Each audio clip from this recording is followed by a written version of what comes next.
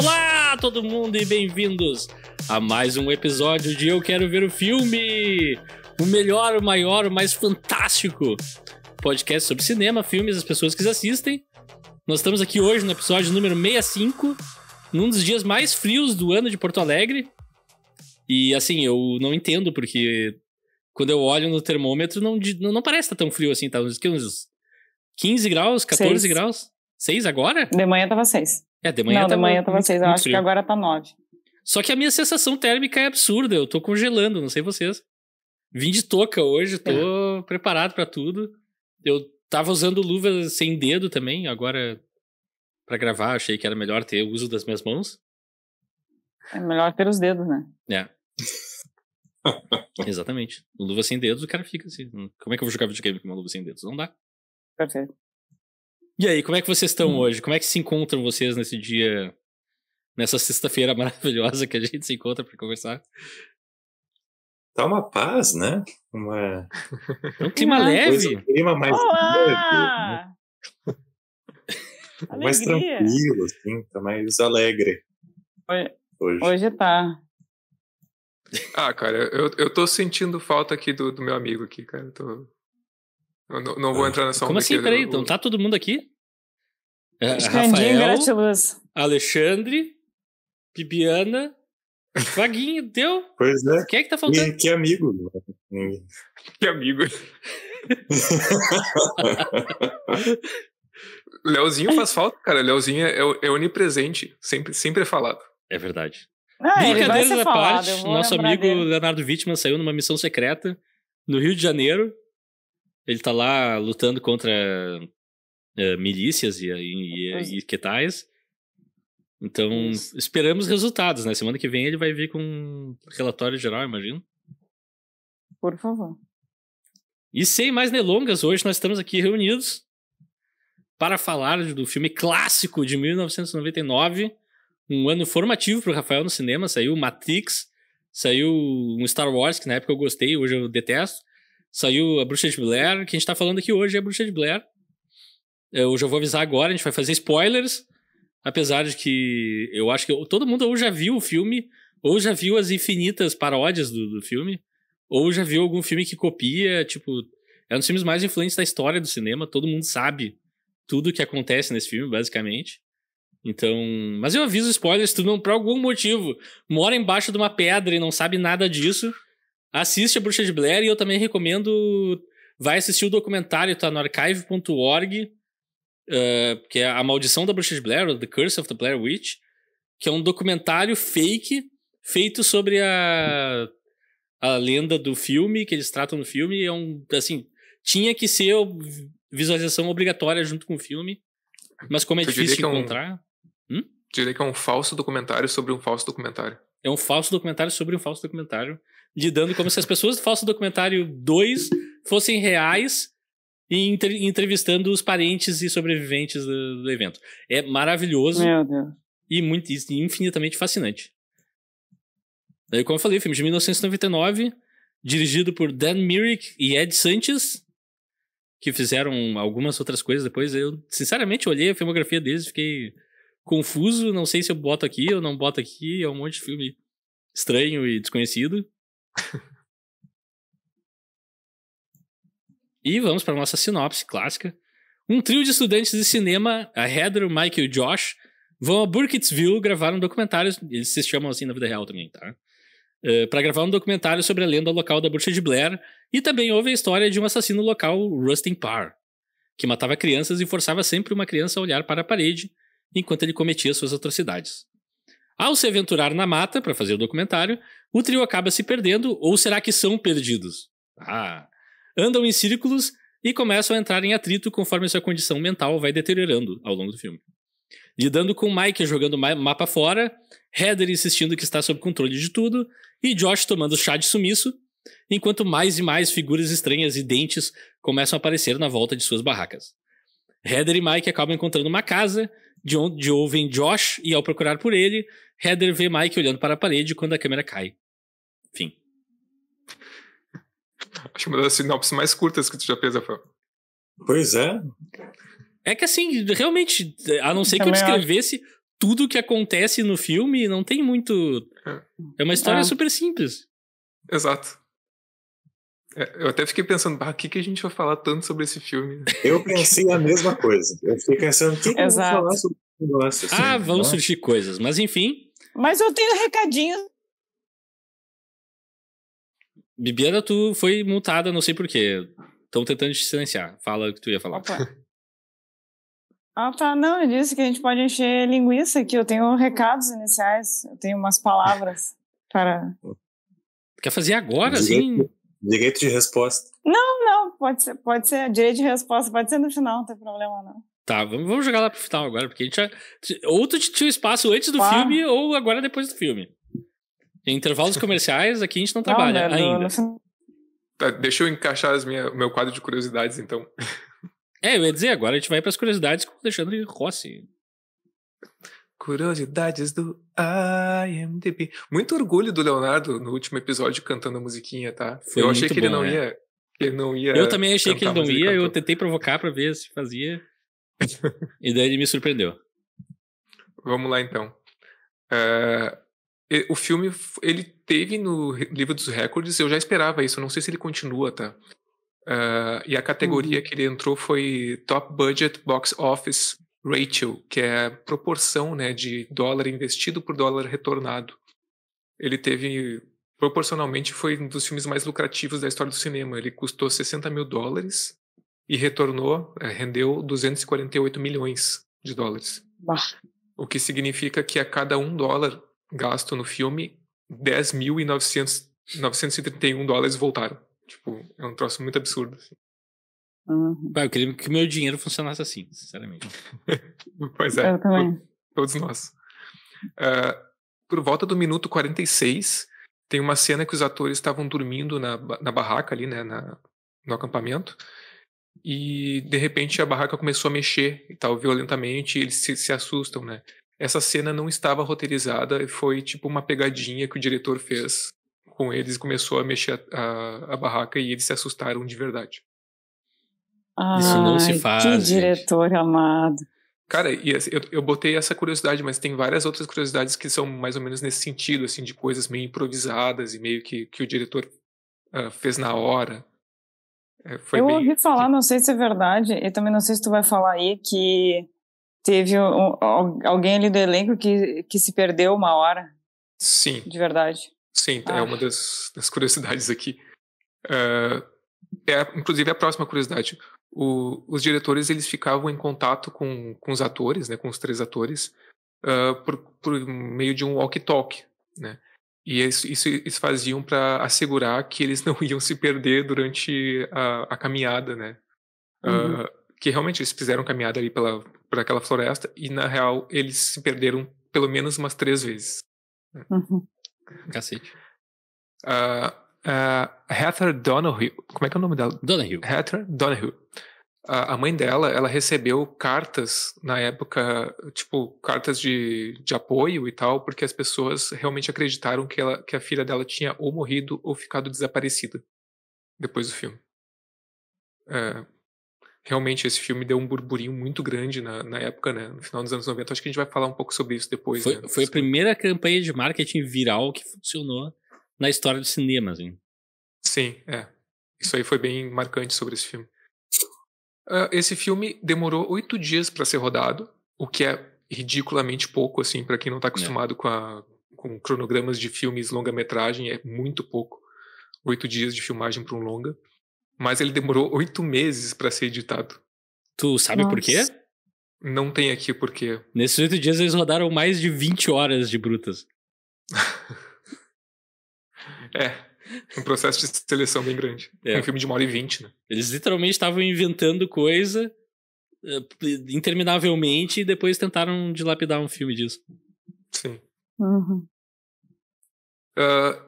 Também, cerca do minuto 46. Curioso, tem 2 curiosidades nesse minuto, deve ser uma em seguida da outra. A Bruxa de Blair, ela deveria ser vista no filme, ela deveria aparecer enquanto os personagens eles saem correndo da barraca e a Heather grita: "Oh meu Deus, que porcaria é essa? Que porcaria é essa?" Né? O cameraman ali, o cinegrafista, ele deveria fazer uma pan para a esquerda, e daí o público ia ver brevemente uma mulher vestindo um vestido branco, à distância, assim, meio ao longo. Ai, muito obrigada que não apareceu. Mas sabe por que não apareceu? Porque o cinegrafista esqueceu de fazer a pan para a esquerda e eles não refizeram a cena. Que amadorismo!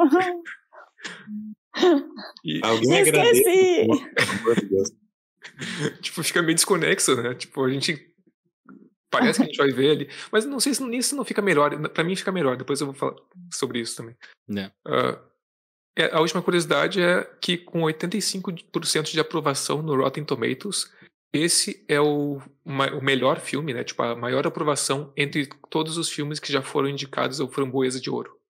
Quantos por cento? 85% no Rotten. Nossa. E assim, só pra uma nota rápida esse negócio de, é o amadorismo. Sim, é amadorismo, mas também são atores jovens, todos desconhecidos, que estão tendo que eles mesmos filmar o filme. O filme, inclusive, cita, eles usam uma câmera Hi-8, que é precursor da Mini DV, uma câmera analógica, ainda gravável numa fita tipo VHS, antigona, VHS mesmo. E uma câmera 16mm de filme, que no filme é dito que eles alugaram da faculdade, né? Sim. Inclusive uma das curiosidades que eu não li ali é que realmente os 3 atores, eles rodaram praticamente todo o filme. Todo o filme, eles mesmos, sabe? Exato. Então, se revezando, cada hora um tava com a câmera. Então, tipo, é amadorismo, mas eu desculpo, porque, enfim, né? Sim. Toda a correria ali, imagina... E rapidamente, então, eu vou fazer um preâmbulo um pouco maior hoje, porque eu acho que tem um contexto histórico para esse filme que é interessante. Esse filme não é o primeiro... é o gênero que a gente chama de found footage, ou encontrei uma fita. Eu prefiro chamar de encontrei uma fita, seria mais legal. Eu tô tentando instituir novos paradigmas e novas expressões. Nomenclaturas. Porque eu acho que a gente tem que tornar a coisa mais divertida. Mas enfim, não é o primeiro encontrei uma fita que saiu, porque na década de 70 tem um filme chamado Canibal Holocausto, de Ruggero Deodato, que aliás eu recomendo, vão lá e assistam. Apesar de ser um filme relativamente difícil de achar, eu tenho uma versão especial dele em DVD. É um filme que é basicamente a história de um grupo de cinegrafistas amadores também, que vão pra uma floresta, encontram uma tribo canibal e algo acontece com eles. E daí... Só que o filme é contado em 2 tempos. Tem esse filme dentro do filme, que a gente vê personagens assistindo essa fita perdida, e o filme que acontece com esse cara vendo essa fita e o que ele vai fazer a respeito. E na época... Esse filme é relativamente famoso dentro do nicho de cinema de terror, né? Extremamente, Já ouvi falar. É muito influente. Tipo, esse negócio de contar uma história dentro de uma história que se encaixa e tal. Ele foi o primeiro feito assim, com pouquíssimo orçamento, uma câmera na cabeça, uma ideia na mão. E assim, eles chamaram atores totalmente desconhecidos, era gente normal. Tu vê que eles atuam mal e como é um negócio filmado nessa câmera na mão, assim, bem solta, passa como mais verídico até do que uma atuação boa, tecnicamente. E só a única parênteses que eu tenho que fazer, e assim, eu recomendo ver em Canibal Holocausto, sim, mas eu faço um adendo, que é, a não ser que tu tenha problemas com animais sendo mortos, porque nesse filme eles mataram animais de verdade sim, nas filmagens. Eu estive numa palestra do Ruggero Deodato, na qual ele explica que os animais sim foram mortos, mas foram para alimentar a equipe. Eles seriam mortos de qualquer jeito. Eu acho que é um porco, uma tartaruga. Meu tartaruga. É bem punk, é forte. Então, assim, eu recomendo o filme, porém, né, se tu é sensível a isso, não vê, porque é forte mesmo. Mas é um filme importantíssimo, assim, pra história do cinema. E na época deu todo um burburinho, porque ninguém conhecia os atores. A Justiça entrou em contato com a produção do filme e disse, não, vocês têm 7 dias pra apresentar os atores vivos, ou vocês vão todos parar na cadeia. E foi todo um problema, porque o diretor tinha orientado os atores a saírem de viagem, se esconderem, sumirem por um tempo. Nós não vamos fazer uma promoção normal pra esse filme. E daí quase foi todo mundo parar na cadeia por causa disso. Numa época sem celular, sem nada, né? Assim, uma coisa absurda. E daí, adianta vários anos, nunca mais se explorou muito essa linguagem. Os criadores do Bruxa de Blair, reza a lenda, eles não sei se confirmaram em alguma entrevista randômica em algum lugar, eu não vi, mas reza a lenda que inspirados nesse filme, eles decidiram, não, vamos fazer um filme no qual a gente convence as pessoas que esses personagens realmente foram pra fazer esse documentário e se perderam. E, enfim, é isso que aconteceu. E daí o filme acontece. Uhum. Inclusive, eles convenceram o próprio elenco, que era outra curiosidade que eu não anotei ali, mas estava escrito ali no IMDb. Os diretores convenceram o próprio elenco de que a lenda da Bruxa de Blair era realmente uma lenda, né? Um mito. Eles filmaram todo o filme acreditando que isso... Não que era verídico, obviamente, tal. Não que eles iam fazer um documentário, eles sabiam que era um falso documentário e tudo mais. Mas eles filmaram acreditando que isso realmente era uma lenda existente. E só depois que eles filmaram, eles ficaram sabendo que foi tudo criado pro filme. Sim. Cara, eu jamais aceitaria esse trabalho. Não, teve todo um trabalho de construção de história pregressa, assim. Tipo, essa lenda eles construíram tão perfeitamente que tem um documentário a respeito disso, sabe? Com um fundamento histórico e com coisas que se encaixam com a história da cidade. Sim. Bibs, depois eu vou querer que tu fale como é que seria o teu roteiro da Bruxa de Blair, porque isso aí sempre que tem um filme de terror, eu gosto que a Bi fale como é que seria o roteiro dela do filme de terror, porque é genial. Quando tem pessoas burras, eu consigo encurtar o roteiro. Quando é um filme, né? Com as pessoas que são pegas de surpresa, é diferente. Mas enfim. Quem quiser começar falando sua relação com a Bruxa de Blair, se tá vendo pela primeira vez, ou eu não sei qual é a situação pela qual, geral. Vou começar porque a minha é rápida. Eu morava debaixo de uma pedra e eu nunca vi Bruxa de Blair. Mas assim, eu sempre ouvi muito, muito falar, só que eu sempre também tive um pouco de medo de ver, e aí eu acabei empurrando com a barriga e não vi mesmo. Uhum. Mas eu né, na época, enfim, soube do barulho que fez, mas eu sempre tive curiosidade, né, mas não tive, assim, oportunidade. É só isso. Eu posso falar, mas eu não sei, tu quer só a relação, Rafael? Tu quer as primeiras impressões? Não, primeiras impressões também. Aliás, Bibi, por favor, se complete. Não... Pois é, então, assim, eu não quero julgar o filme logo de início, mas eu esperava um pouquinho mais, tá? Assim, narrativamente falando, eu esperava um pouco mais. Eu sei, vocês acabaram de falar, principalmente aí o Rafael, o Xande com as curiosidades e tal. É um filme realmente, assim, meio que divisor de águas e que resgata também, né, algo ali como tu falou, desse precursor.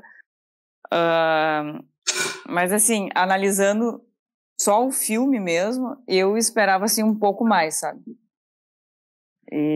Mas depois a gente vai falar, né? Eu gosto dessa escolha de, por exemplo, não mostrar, entende? Ficar ali só no imaginário do telespectador. É isso, primeiras impressões. Beleza.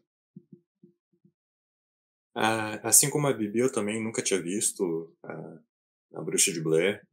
Mas lembro de toda a repercussão, né? Foi um frisson esse filme, assim. Tipo, as pessoas realmente acreditaram que era real aquilo.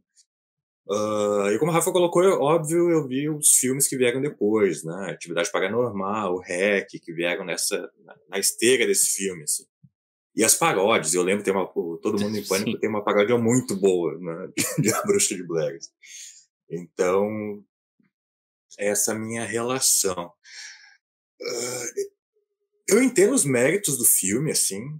O que mais me chamou a atenção foi justamente essa perspectiva histórica, porque depois de ver eu fui atrás, né, dessa contextualização. Então, é um filme de 99, né? E eu acho que o grande mérito do filme é que ele realmente ele parece real, assim. Eu acho que... Eu fiquei muito impressionado, assim, inclusive, eu acho que não tem nenhum ator profissional ali, né?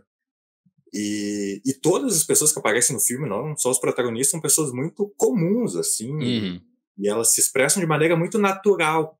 Então, eu fiquei muito com essa impressão, nossa, realmente, eu em 99, se eu tivesse visto, no início dos anos 2000, e não soubesse nada, até hoje, se eu não soubesse nada desse filme, talvez eu acreditasse, pelo menos no início, que é real, assim, eu achei muito, muito natural.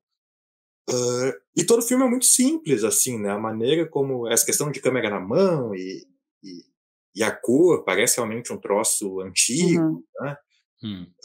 Então, e quando tu vê algo simples, né? Seja um filme, seja um livro, quando é muito fácil, é porque teve realmente todo um trabalho por trás para aparentar aquela facilidade, né? Então, fiquei surpreso com essa curiosidade do Alexandre, que levou 8 meses para ser editado. Então, mas dá para perceber que realmente aquela ilusão de que é algo muito simples e muito amador realmente é uma ilusão, né? Dá para sentir que teve um trabalho ali e realmente os diretores e a equipe, não sei se teve uma equipe ou foram só os dois, tem super mérito nisso, assim. Então eu compreendo por que eu tô sentindo que vai vir um mas daqui a pouco.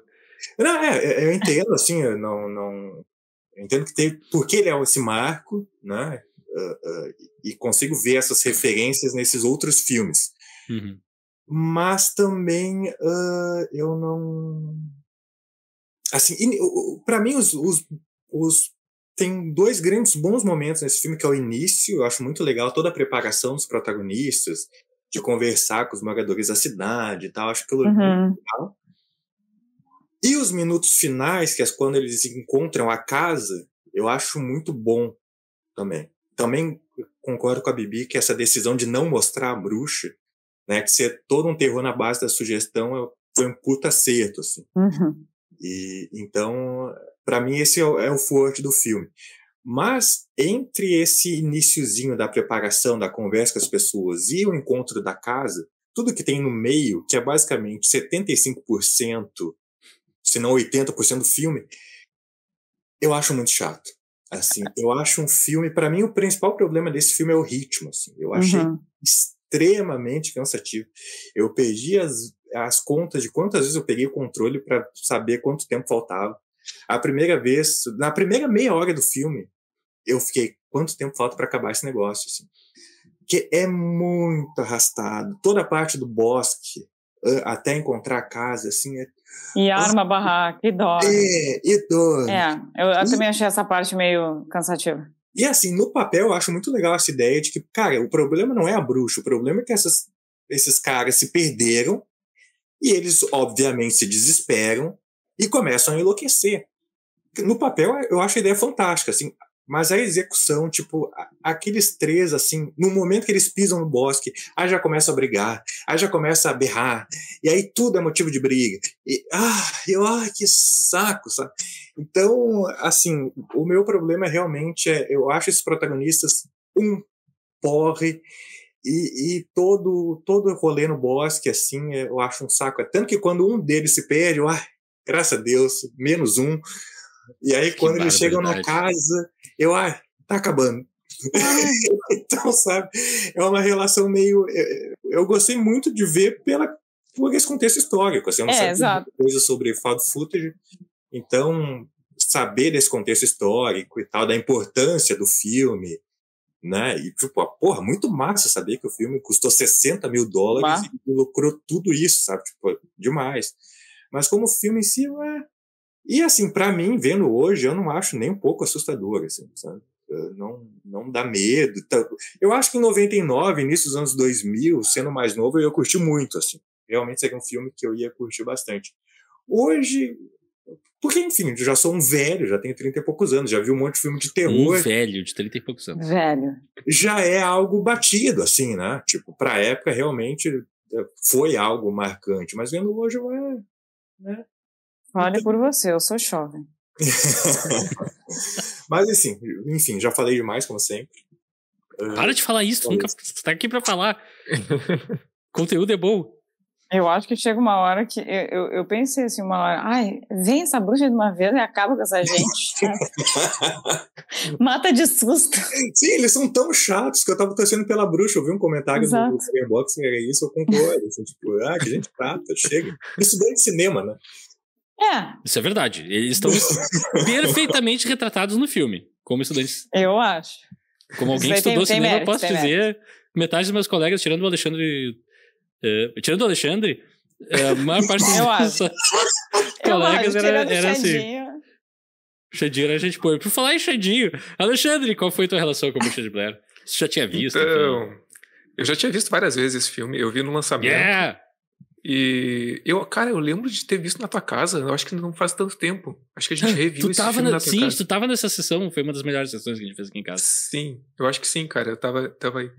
E, cara, vou te dizer, eu acho que esse é um filme que... Eu até fiquei pensando, eu conversei isso com a Bi, que o burburinho, que a gente já comentou tanto em torno dele, me gerou esse questionamento. Isso aqui funcionou no final dos anos 90. Como é que será que seria essa estratégia de marketing hoje em dia? Eu pensei, cara, no primeiro momento, com a quantidade de informação que a gente tem hoje, veículos para divulgar, isso seria desmentido automaticamente. Mas depois eu pensei, mas a gente também está vivendo numa era de desinformação. A pessoa quer lançar uma fake news no Zap, ela é capaz de pegar, assim, de uma forma, porque as pessoas não checam e tal. Então eu pensei, ou seria desmentido e ninguém acreditaria, ou seria mais forte ainda, não sei. Também outras... como é que é? Eu acho que seria amarrado de outra forma, né? Talvez sim. Pra guardar ali o segredo. Isso é um exercício de imaginação, porque também é um formato que já foi explorado, as pessoas já estão acostumadas. Sim. Mas, assim, pra mim esse filme funciona sempre, cara. Mas também eu vejo aquele ponto do Wagner que tem essa peculiaridade, assim. Eu sempre, quando eles chegam no bosque, eu já começo a pensar, quando é que vai chegar o final? Porque eu já vi tantas vezes que, inevitavelmente, os momentos marcantes do filme são o começo e o final. O começo e o comecinho ali do bosque e a cena final é muito... Eu gosto muito. Mas, assim, de várias coisas que a gente vai falar, uma coisa que me pega muito nesse filme é essa... Até vendo o filme junto com a Bice me chamou a atenção dela. Toda hora ela falava, eu vou levar um susto, né? Eu vou levar um susto, né? No final eu odeio. No final do filme, ela é que nem o Wagner, ela não tem medo, não. Ela tava com um cobertor por cima da cabeça. Eu não vou participar do podcast. Eu não vou participar do podcast. Eu odeio filme de terror. E ela não tava vendo. Não, dependendo do filme, eu não gosto de um susto com coisa sobrenatural. Mas então, esse filme, ele não tem nenhum jumpscare. Não tem nenhum jumpscare. Ele é uma constante preparação de jumpscare. O mais próximo disso são as pessoas reagindo a coisas que eles veem, mas tá dentro da ficção, não tem um barulho pra gente, assim. Exato. E o não visto é muito forte, cara. Eu gosto disso no filme. É um filme que instiga a tua imaginação, tanto que ele me gerou. Cara, eu já vi esse filme várias vezes. E eu falei pra Bi, cara, eu lembrava da bruxa. Eu lembrava da bruxa ter aparecido. Em algum momento, na cena final, eu achava que tinha um flash, assim, tipo... Criou a bruxa. Sabe? E uma memória falsa que me gerou... Foi mesmo que acho que eu já vi umas 3, 4 vezes esse filme. Mesmo assim, eu tinha essa memória, que eu acho que é de tanto que eu imaginei, sabe? Que estimulou a minha imaginação. Mas, claro, concordo com coisas que o Wagner falou também, que esse filme, ele tem umas barrigas ali. Eu acho que muito desse processo de seleção de filmagem, de não ter um roteiro propriamente dito, de ter que meio que fazer uma espécie de edição de documentário mesmo, né? De filmar um monte de coisa ali e na sala de edição tu escolher o que vai compor a narrativa. Acho que isso gerou um pouco de repetição, um pouco de... O filme se repete um pouquinho ali nas cenas da floresta e tal. E os personagens não são, digamos assim, as pessoas mais interessantes do mundo. Isso é isso que a gente não se associa tanto, a gente não tem tanta empatia por eles. Mas... tu é um estudante de cinema, tu é o exemplo da empatia. Não, eu sei, tipo, também o filme não explora muito, assim, os personagens. Não é sobre isso. Não é, mas eu acho que ele é um filme meio místico, assim, meio... que eu acho que o entorno dele acrescenta o filme, se é que isso faz algum sentido, sabe? Eu acho que tu perceber o que esse filme foi, enquanto tu tá assistindo ele, tenha um certo mistério nisso tudo, que eu acho que me encanta um pouco nesse filme, sabe? E, sei lá, e tudo que já foi falado da influência dele também. Então, mais ou menos isso, assim, de impressão geral. Mas, bom, sobrou só eu, então eu vou falar, então eu vou entregar minhas credenciais de fã de terror aqui, ao vivo no podcast, podem me xingar, não tem problema. A primeira vez que eu vi esse filme, eu detestei esse filme, achei uma porcaria. Eu tive uma reação muito parecida com a do Wagner, só que mais negativa ainda. Só que, ao mesmo tempo, o meu melhor amigo na época, a gente viu juntos, eu acho, na classe dele. A gente alugou o VHS pra assistir. O que, aliás, só melhora a experiência, porque o VHS é a plataforma perfeita pra esse filme, sinceramente. E esse meu amigo ficou tão fora de si que por uma semana eu basicamente dormi na casa dele, assim, porque ele não queria ficar sozinho. Ele tava numa época com os pais viajando e Rafael... Esse cara me representa. Dorme aqui em casa, te dá um jeito, tu fica aqui porque eu não vou dormir sozinho mais, por um tempo. E assim, eu saí do filme, cara, é um filme sobre nada acontece, as pessoas são chatas e tudo mais, bababá. Só que essa reação do meu amigo foi tão forte que eu fiquei, tem que ter algo aqui, né? E daí, nessa estadia de uma semana, a gente reviu o filme, acho que mais umas 3 vezes. Sim. E eu fui, assim, absorvendo algumas coisas e começando a entender mais. E ele cada vez mais psicótico. Ele cada vez mais psicótico, sim. E, assim, ao longo dos anos, daí eu sempre ficava com esse filme na cabeça. E anda e vira e mexe, eu me vejo reassistindo A Bruxa de Blair por um motivo ou por outro. E eu juro... Teu amigo hoje em dia tá no São Pedro, né? Ele Olha, próximo disso.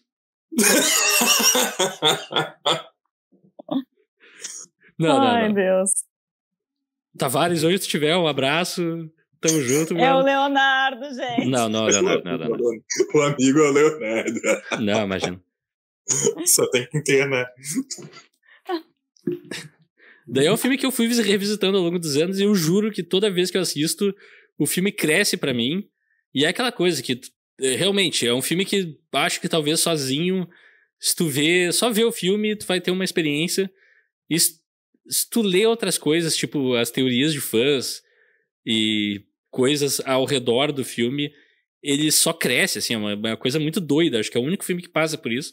Geralmente, quando tu lê coisas que as fãs escrevem, ou teorias e coisa e tal, pode ser divertido, mas geralmente encolhe o filme. E esse é o contrário, assim, vai crescendo o filme. Tem teorias online de que seria tudo uma armação dos 2 caras pra matar a guria, tem teorias online que, enfim, de tudo, literalmente de tudo, já falaram sobre esse filme. Mas eles perderam tempo, então. Hein? De que a floresta tem propriedades mágicas e que as pessoas se perdem ali, elas não estão perdidas, na verdade. A floresta é simplesmente interminável, eles estão numa dimensão paralela, tem milhares de... Tudo isso meio que foi entrando na minha mente e, cara, como é que eu vou dizer? Também depois de fazer faculdade e tal, eu comecei a ter uma outra visão sobre essa questão de serem planos mal filmados e mal editados, meio que de propósito. Porque eu acho muito interessante e talvez seja o único filme de cara eu encontrei uma fita que faça isso, que é cortar fora momentos. Tem coisas que acontecem nesse filme que a gente não vê porque não tá filmado. Porque os personagens falam, tal coisa aconteceu e quando, não sei. Não vi. E isso é muito interessante para esse tipo de filme. Eles não se preocupam em contar uma narrativa completa. A gente fica só com impressões. E essa questão do tédio, eu concordo que é um problema. Para assistir o filme é um problema. Porém, para mim se explica porque tu tá vendo teoricamente o que seria as fitas brutas desse grupo de estudantes, né? Então teria momentos de nada, teria momentos deles falando bobagem ou tendo chiliquinho, porque são jovens no momento de muita tensão. Essa rapidez deles assim, discutir e tal é natural, é trazida pelo elemento sobrenatural, e daí vem outra coisa que eu acho muito inteligente que esse filme faz, que ele tem toda essa história do mito ficcional, só que no filme eles são inteligentes de não colocar tudo como, isso é de fato real. O filme inteiro tu fica... Cara, pode não ter acontecido nada sobrenatural aqui. Literalmente nada. Pode ser uma pegadinha de alguém, pode ser pessoas que moram na floresta que estão mexendo com eles mesmo. Pode ser qualquer eles coisa. Delirando. Ou eles delirando, e eles mesmos se mutilando e fazendo coisas bizarras. A gente não sabe, e essa dubiedade faz o filme crescer, assim, absurdamente. Apesar de, obviamente tem elementos como na casa lá, a gente vê mãozinha de criança nas paredes e tal. Mas tudo isso pra dizer que ao longo dos anos eu fui me tornando fã do filme. E hoje, assim, eu vi ontem de noite, e eu juro que eu fiquei, assim, em estado ansioso depois de ver o filme. E daí eu vou no WhatsApp, tá lá o Wagner xingando o filme, eu seguro. Não, isso foi antes de eu rever o filme, na verdade. Mas enfim, faz parte. Mas eu acho que é mesmo, Wagner, tu que não gostou, assim, tanto de cara, eu diria que dá um tempo e revisita mais além, que talvez tu possa te surpreender com algumas coisas. Porque, assim, eu realmente, toda vez eu começo a indicar com alguma coisa do filme, no bom sentido, assim, e parece que tem teorias a serem formadas ainda, tem coisas a serem exploradas ali, mesmo sendo só uma confusão de imagens meio tremidas e meio mal filmadas. Tem uma magia ali que não foi replicada em nenhum filme de found footage pra mim. É uma coisa muito doida, assim. Eu acho que esse daí é o grande... Eu já tinha falado ali, né, no início, mas eu acho que, sendo proposital ou não, foi cagada, não aconteceu. Sim, Pra mim, isso daí foi a melhor parte, entendeu? Porque durante o filme inteiro, como o Shane falou, é aquela preparação e eu vou tomar susto, E não acontece, né? Tu fica ali um pouco desesperado, né, com o desespero deles, mas a bruxa, cadê a bruxa, entende? Não aparece, e essas possibilidades, não, eles só se perderam, ou eles estão pirando, estão delirando, ou alguém aprontou para eles, né? Tem gente realmente aqui que está fazendo isso, não é nada sobrenatural, ou pode ser algo sobrenatural. Isso daí, para mim, que é o grande barato do filme, sabe? Porque tu interpreta como tu quiser. Inclusive pode ser o fantasma do assassino de crianças lá, que se conecta com a história de uma maneira fascinante também. Essa margem que o filme te deixa é justamente a parte rica, assim, do filme, sabe? Porque, se entregasse, mostrasse ali, a bruxa tomasse um susto no final, que legal, sabe? Ia meio que arruinar o tomei filme. um susto com a bruxa feia. Eu acharia bem infantil, sabe? Bem infantil, assim. Que é mais ou menos o final de Atividade Paranormal, né? O grande erro da Atividade Paranormal, e não sei se... Só para parênteses de Atividade Paranormal rapidinho, já que o Alexandre falou. Não sei se vocês já viram o final original do filme. Eu não vou lembrar. Que é como ele é de verdade. Tipo, no filme real acontece uma coisa, alguém voa na câmera e o filme acaba, né? No filme original, os dois personagens saem do quarto, tu ouve barulhos, de repente a mulher volta, senta na beira da cama e fica 48 horas se mexendo assim, bizonhamente, numa transição que eu não sei como eles fizeram, que eles transformam dia em noite sem orçamento, e daí a polícia vem e mata ela. E seria um final, assim, é um final absurdo. Só que, claro, eles não podem sequer usar mais esse final, porque tem outros filmes, e esse final não encaixa com os outros filmes em absoluto. Mas eu acho esse final muito mais forte do que o final que acabou sendo mesmo. Desculpa spoilers de Atividade Paranormal. Voltando pra Bruxa de Blair. Eu acho que esse filme também tem uma coisa que é meio que uma... Eu não gosto dessa palavra, mas é tipo um estilo... Eu ia falar vibe. Tá, agora eu já falei. Pode ser vibe. Não é uma tem uma feia. vibe de um pouco adolescente e muito estadunidense, daquela coisa de vamos acampar e contar histórias de terror. Geralmente numa lareira. Sim. Esse filme não tem lareira, mas tem muito desse espírito, assim, deles indo... Fogueira. Desculpa, fogueira, é verdade. Mas acho que tem um pouco desse espírito deles estarem indo buscar uma situação, uma história para contar, sabe? Ou fazer parte de uma história amedrontadora, uma coisa bem mais adolescente do que eles são, na verdade, porque são jovens adultos ali, né? Mas o filme todo me passa um pouquinho disso, até eles comprando marshmallow na hora que marshmallow pra... Não sei se fala sobre isso, mas... Só compraram comida que não presta, entendeu? que não durou, não alimentou, deixou eles a bublé da cabeça, entendeu? Com fome, sem banho, uma coisa horrorosa. Não sei, acho que a gente pode quebrar essa discussão acho que o filme tem 3 momentos, né, bem definidos. Já foram até estabelecidos aqui. A gente pode começar com eles fazendo o documentáriozinho ali, que é uma das minhas sequências favoritas do filme. Que é entrevistando as pessoas e a gente ouve um pouco.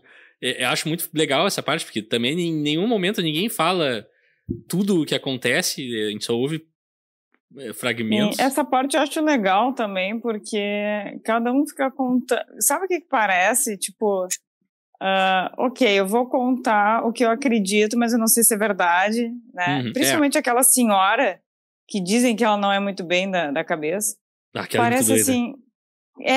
Cara, então, dizem que eu sei de alguma coisa, eu vou manter esse personagem, eu vou falar que eu sei alguma coisa. E na hora, sei lá, inventa alguma coisa, ou já tem aquela história preparada, sabe? É uma figura feminina, mas com pelos. Exato, e aí ela começa a falar, diz, gente, ela tá tirando isso da cabeça dela, sabe? E cada um conta uma história diferente. Isso daí eu acho bem legal, sabe? E aquelas imagens eu também curto. Eu gosto da... Diga. Não, pra mim isso é super interessante, porque é isso, é uma lenda, né? Então é basicamente história oral. Então cada geração, uma geração passa para outra. Obviamente as histórias vão sendo modificadas, porque, enfim, a memória nunca é confiável, então aquela coisa, acrescenta uma coisa, suprime outra, e aí tem lá o velhinho que acredita, tem o mais jovem ali que acha que é uma besteira. Então isso é muito legal, assim, né, como é estabelecido essa questão de que, olha, não tem uma história fixa, né, é uma história mutável, então cada pessoa daquela cidade, cada família tem a sua lenda ali, né? Tipo, uma diz que viu a mulher, outra viu o cara lá, viu uma névoa. Então os pescadores, aquele eu adoro eles. Já cria esse que o Alexandre falou de ser algo místico, assim, né? Uma coisa que tá ali, faz parte daquela cultura, mas é uma cultura, como toda cultura, é mutável, né? Mas a história oral dá esse tom mais de abertura, de ter lacunas. Então acho que é um início bem forte, assim, né, de estabelecer esse clima de terror, assim, meio, né, tipo... Sim. Terror, senhora, psicológico. Sim.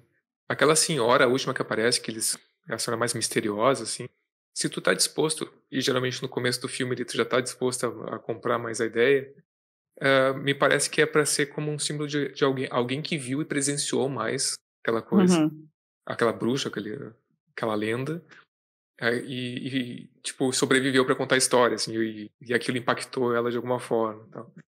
E me parece que é essa figura, esse simbolismo que eu peguei dali. E só tem uma questão ali que eu não lembro, que eu fiquei meio tipo, talvez seja porque sim, que tipo, algumas entrevistas são em preto e branco e outras são em coloridas. Né? Isso é por causa da diferença de bitola. Bitola, pra quem não sabe, é o formato de vídeo que é filmado. Todas as imagens 16mm deles é feito com negativo preto e branco. Do começo ao fim do filme, inclusive, toda vez que é preto e branco e é super gótico, é 16mm. Tem aquele grão de filme mesmo e tudo mais. E foi filmado com a câmera. Não. É só eu que sou nerd de cinema que captei. Eles falam assim, em diálogos ao passar sobre 16mm. Eu vou capturar isso em 16mm. Ou pega a câmera 16mm. Mas é só isso. O DAT também eles não explicam. Pra quem não sabe, DAT é um formato de gravação de som digital dos anos 2000, assim, que era bem comum também. E, no filme eles partem do princípio que tu sabe tudo isso. Jargão de estudante de cinema, não vamos explicar absolutamente nada. A gente só cita. Eu acho que a gente chegou a usar DAT na faculdade, tá? Mas eu acho que sim. Uma gaveta que não serve pra nada. Eu gosto muito também da mãe com a filha, ou filho, com a criança. Aquilo é muito bom, eu adorei essa mulher. Que ela vai falar alguma coisa e a criança fica botando a mão na boca dela. Isso é muito bom, cara. É muito triste. Cara, eu achei a atuação daquela criança muito boa, se é que foi a atuação. Eu não sei, é difícil saber, né? Porque nitidamente a criança tava ouvindo, ela tava começou a escutar, começou a ficar com medo do que estava ouvindo. É. E queria que a mãe parasse de falar porque ela estava com medo, não porque... Primeiro eu pensei, essa criança tá incomodada, ela quer ir pra casa, ela quer que a mãe pare de falar. Mas depois eu entendi que, tipo, ela tava ficando com medo das coisas que a mãe tava falando. Uhum. E era isso. E tão pequenininho, né? Já, se for isso, já tem compreensão. Que é bruxa e não sei o quê. Mas não existe, tá? Eu achei essa parte muito boa, porque, tipo, ou a criança tá atuando, o que é incrível, porque é uma criança muito pequena, ou foi espontâneo. Ou foi espontâneo e a mulher teve que improvisar. E que é ótimo também. O improviso, ela foi ótima. Então, assim, as duas possibilidades são incríveis. E ela ainda fala assim, não é nada, ela. É muito bom. Melhor atuação da criança. Deu, já tá estabelecido. Total. Acho que disso acho que vamos concordar. E eu gosto também dos pescadores, que também é um clichê de filme de terror, é o cara que fala pra gurizada, vocês vão morrer, ou algo muito ruim vai acontecer. Só que ele é um cara que é super... Apesar dele falar, vocês estão fazendo pergunta que não deveriam fazer, ou algo assim. E a Heather chama ele pra chincha, assim, de uma maneira que é meio forte, assim. Eu não sei se eu faria aquilo. Mas daí ela pede pra ele se explicar e ele, não, porque tem uma névoa e não sei o que, o cacete. O cara, na verdade, acredita na coisa toda e ele tá querendo evitar que eles entrem mesmo. Eu acho muito legal ali aqueles dois e o jeito que o outro cara interage com o pescador também. Não lembro exatamente como é que é o diálogo deles, mas é um diálogo bom. Pô, eu vi o filme ontem e já não lembro de coisa. Olha, bastava uma pessoa me dizer que a floresta era mal assombrada, eu não iria. Tudo bem, senhor, eu não vou. Eles desacreditaram neles e foram mesmo assim porque eles acharam que era história de pescador. Isso. É verdade. E era mesmo, era uma história de pescador. E daí veio o momento que... Bom, todo esse começo também é entrecortado com a Heather sendo uma estudante de... Ela realmente fez o clube de drama, né, quando era jovem, porque ela tem planos dela super dramática com o livro, lendo a lenda e fazendo uma entoação toda, porque a pedra de não sei o que, aquilo é muito tosco.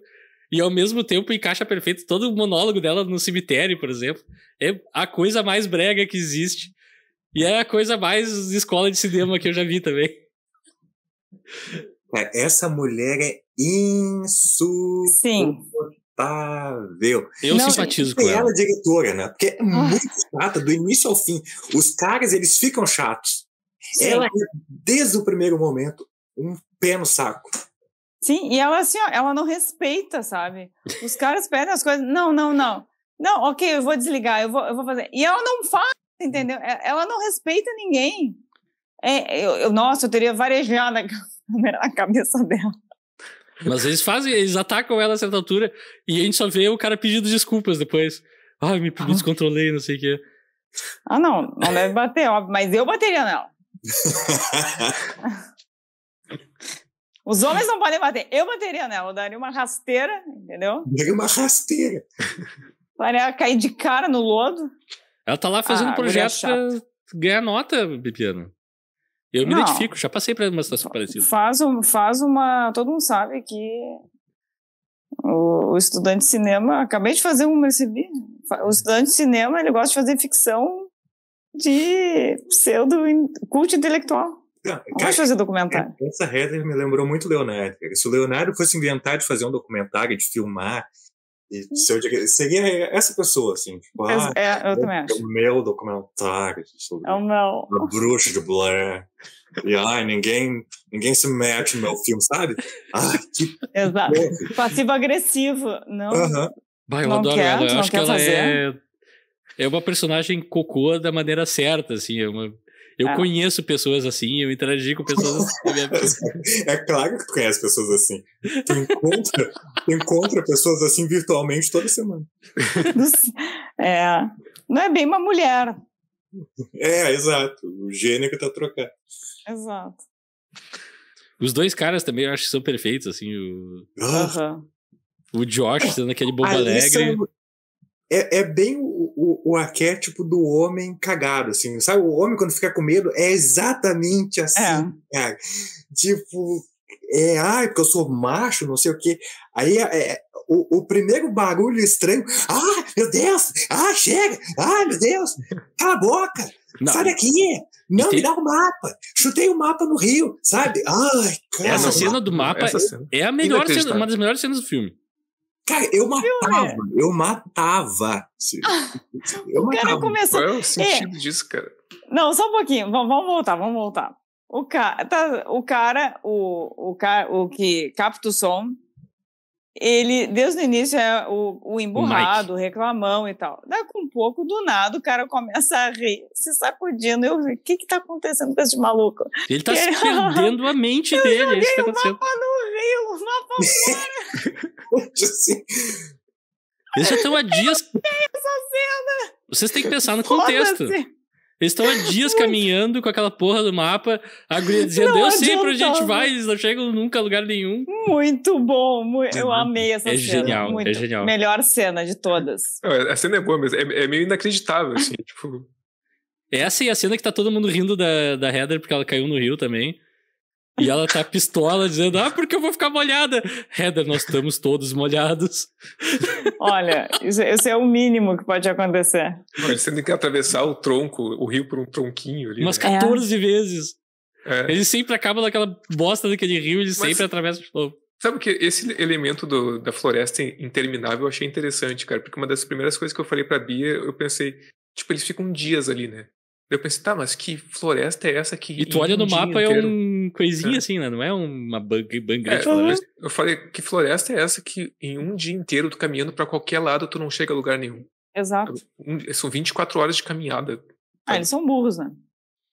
Não, mas daí depois... Eles são limitados, porém... Mas eles tem têm um uma elemento... mas tem um elemento mágico ali também, né? Quer dizer, que fica meio que subentendido ou sugerido. Isso que é legal, né? Tu pode acreditar nisso ou não. Que eles voltam, né? Tem uma parte do filme ali que eles decidem, eu acho que eles vão pro oeste. Não sei se é o oeste. Eles decidem um caminho, daí eles vão, e daí eles voltam e chegam no mesmo lugar. Eles vão pro leste porque a bruxa malvada fica no oeste. Tá, é o contrário. Eles são burros, né? Burros. Essa parte é muito boa. Porque eles estão indo pro sul. Vamos pro sul.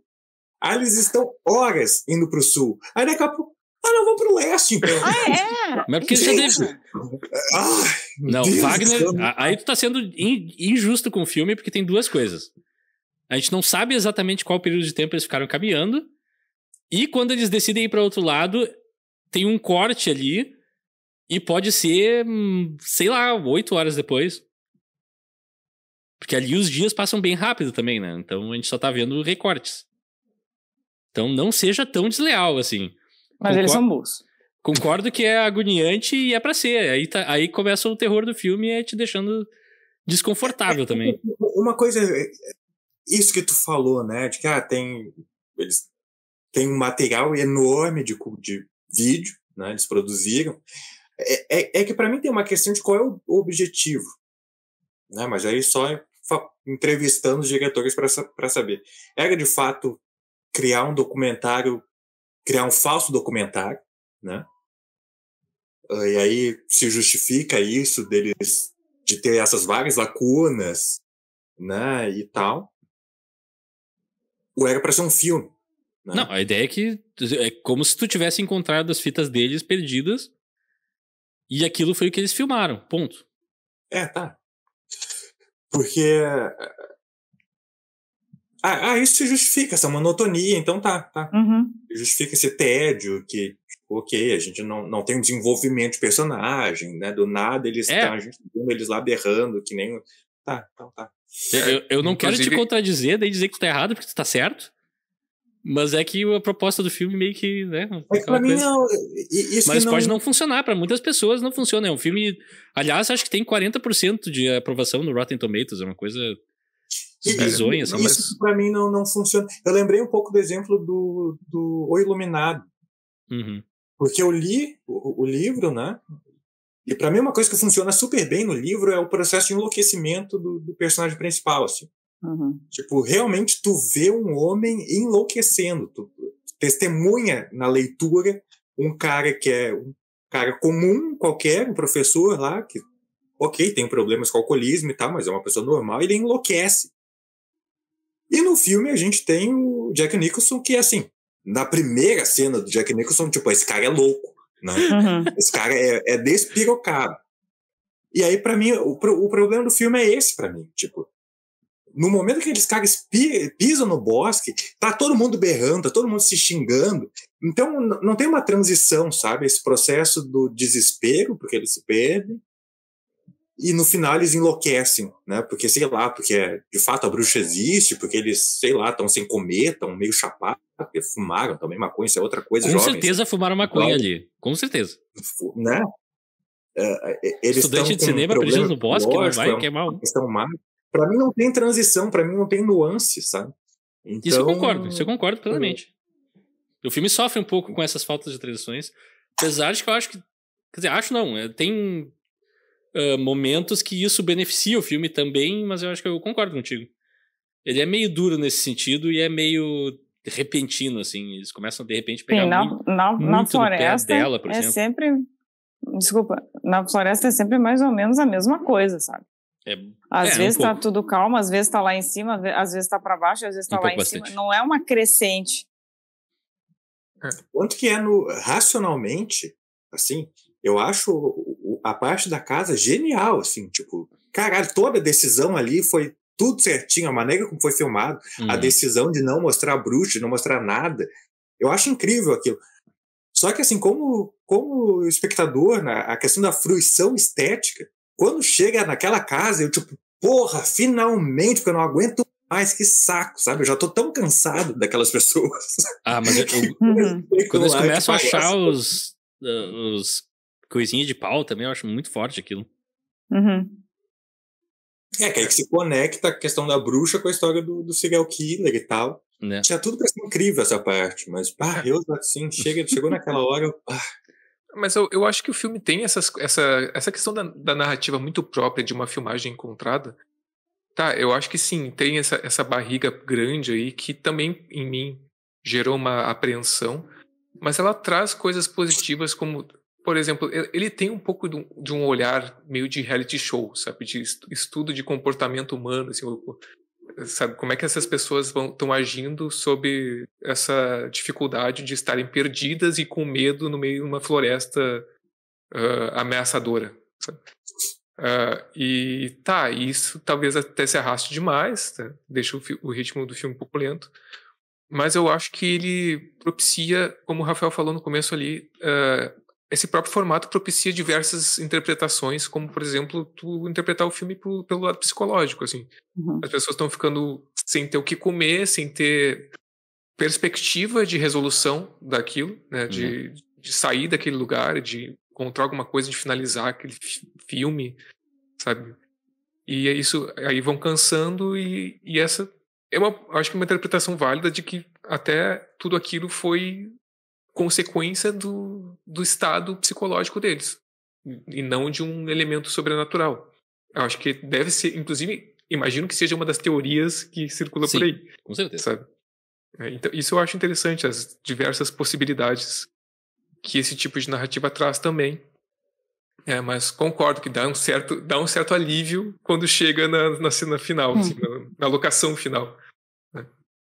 O simples fato de tu achar uma casa ali, que é um elemento visual diferente. Quando acontece é muito doido, e o jeito que o filme filma, que eles filmam a casa, que, tipo, é meio que, ok, estão na floresta e casa, e tu fica, oi? Como que essa casa foi parar aí? A gente não passou aqui 300 vezes. É muito doido ali aquele momento. Mas assim, como que eu vou dizer? Eu tô daquele modo típico Rafael Coelho, que eu concordo com todo mundo, eu acho que os defeitos estão ali, mas ao mesmo tempo eu acho que eles também funcionam, sabe? É uma coisa estranha.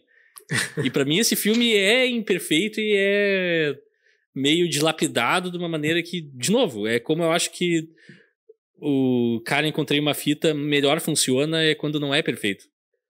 Porque se tu olhar uma fita de mini DV perdida, tu vai ver que é tipo, gente na piscina, daí gente não sei o que, tem uma festa de aniversário, sabe? Eu tinha coleções de fitas e assistia, assim, às vezes, e é bem essa sensação que tu tem, assim, apesar de a gente tá, obviamente, tentando construir uma narrativa e tal, mas ainda deixando algumas algumas lacunas de relação e de coisa e tal que eu acho interessantes. Então, não sei, eu não quero soar como o cara que defende o filme acima de tudo, porque eu não acho que nenhum filme tá acima de críticas e tudo isso é válido, mas ao mesmo tempo, pra mim, tudo isso funciona de certa forma. Eu acho que os personagens serem chatos um com o outro e se atormentarem, inclusive porque tem a pressão de que eles têm que voltar no dia seguinte pra devolver a câmera, senão vão pagar multa. Tem uma discussão que eu já tive na faculdade de cinema várias vezes, de pagar a multa e ter que devolver a câmera pra tirar a câmera no mesmo dia de novo pra seguir usando. E tudo isso meio que acontece no filme, assim, talvez seja muito particular pra mim, que são experiências que eu passei, obviamente não perdido na floresta, né, mas essa pressão de temos que levar uma câmera e, caralho, não vai dar, por um motivo ou por outro, não vamos conseguir. E tu começa a ficar, as pessoas começam a remoer aquilo na cabeça, e também tem, obviamente, tá aí a gente não sabe, não é citado no filme, é eu presumindo puramente, que certamente esses personagens, entre eles, já têm uma implicância ou não gostam de alguma coisa que o outro faz e aquilo vem acumulado de muito tempo. E naquela situação ali, tudo começa a explodir, né? Então, não sei, eu acho que é súbito, mas pra mim, de certa forma, ainda funciona. Eu entendo perfeitamente o que você tá falando. É que eu acho que tem uma diferença, acho que falando... Acho que talvez a Bibi concorde. Falando para quem assiste hoje, onde found footage é um gênero, praticamente, onde tem 500 filmes que seguem a mesma toada, que tem todo um avanço tecnológico, é difícil se conectar, né? Porque não quebra a ilusão. Não tem... Olhando para 99, numa época que não tinha nem celular com câmera, né? Então é realmente essa lógica da uma câmera na mão, uma ideia na cabeça, né? Eu acho que super vende a ideia de, cara, realmente poderia ser um arquivo aquilo ali. Encontrar algumas fitas, é um material que não está editado e acho que super convence, assim. Sim. E não acho nada surpreendente essa comoção que gerou, das pessoas realmente acreditarem que era real, assim. Então, como experiência de filme, eu acho que não funciona. Hoje, pelo menos, não funciona. Mas nessa perspectiva de um falso documentário, cara, eu acho que nenhum filme que veio depois consegue fazer isso.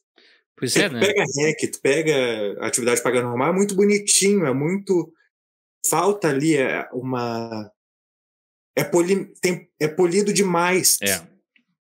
Eu acho que esses caras conseguiram fazer um negócio, obviamente é polido, obviamente tem uma edição, mas eles conseguiram deixar várias lacunas, que é justamente isso que vocês estão falando, assim, abre várias possibilidades, é psicológico, é sobrenatural, né? Tem essa coisa de... São pessoas que se conhecem e aí daqui a pouco já estão lá se matando. Então é muito bem trabalhado nessa lógica, assim, do found footage, assim, né? Então, nessa perspectiva, acho que super funciona. Gostaria de ter visto na época. Acho que seria uma outra experiência. Eu acho que tem um lance também que, por ele ser um found footage, ter essa linguagem, então, tipo, queremos ser reais, sabe? Eu acho que os grandes acontecimentos, quando tu tem uma narrativa ali que é um realismo cru, assim, um documental, eles talvez até ganhem força. Porque, tipo, numa narrativa tradicional de cinema, tu já espera reviravoltas, uma estrutura, sei lá, em 3 atos, pontos de virada, sabe? Ali, naquela coisa tão peculiar, naquele formato tão peculiar, é por isso que eu lembrei de um formato de reality show, sabe? O reality show, às vezes, cara, às vezes não tá acontecendo nada. Principalmente quem tem os pay-per-view da vida, sabe? Às vezes tu olha ali e tu fica vendo, o cara tá fazendo vou dizer. Desculpa interromper, mas rapidinho. Por insuportáveis que sejam esses personagens do Bruxa de Blair, e eu tô olhando pra câmera, pro espectador agora, tá? Eu tô falando com ele. Não tem uma pessoa de reality show que não seja 100 vezes pior. É verdade. Pronto, falei. Pode continuar, Mesmo Juliette. Juliette. Não, mas o que eu ia dizer... daí tu vê o cara tá fazendo arroz, que legal, agora o cara foi no banheiro. Daí daqui a pouco tem um paredão, daí o cara sai. tipo, sabe, tu não tá esperando. É tipo, tá, os caras estão ali conversando, tá, daqui a pouco um desaparece, tá, daí quando um desaparece é um grande acontecimento, sabe? Quando encontra uma casa, tipo, mas tava tudo uma morosidade, daqui a pouco acontece, tu pensa, tá, mas isso aqui tá acontecendo de verdade, não é uma narrativa, tipo, aconteceu de verdade. Não, mas a própria experiência real de acampamento, né? Tem vários aqueles momentos. Sempre tem alguém que faz uma merda. Sim. Não a ponto de jogar o mapa no rio, né? Mas sempre tem alguém que faz uma merda, aí tu fica puto. Wagner, vamos acampar? Hã? Não. Vamos acampar?